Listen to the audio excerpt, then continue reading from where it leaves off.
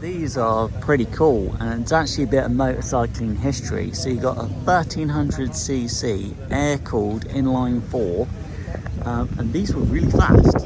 Back in the day, these were fast naked bikes, and this was Yamaha Super Naked back in the day. So it's got this, it's in a lovely blue and white colour with the white stripes on the fuel tank and on the white stripe at the back. And you got that sort of racing style calipers from Yamaha, so changing the brake pads are pretty straightforward.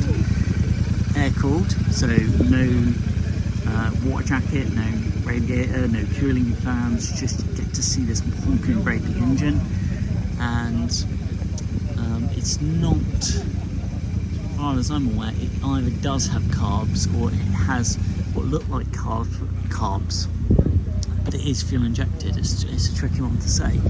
You do just get halogen lights and halogen indicators, and it makes quite an impression because it's a big Super Naked. These are heavy though. Back in the day, these were heavy. Nice to get those analog clocks as well. Look at the speedo.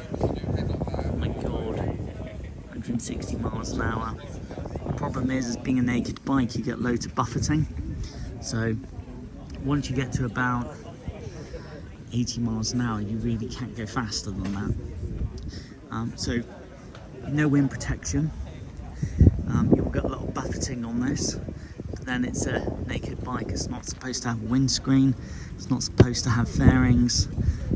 But it makes quite an impression. It actually looks quite beautiful. And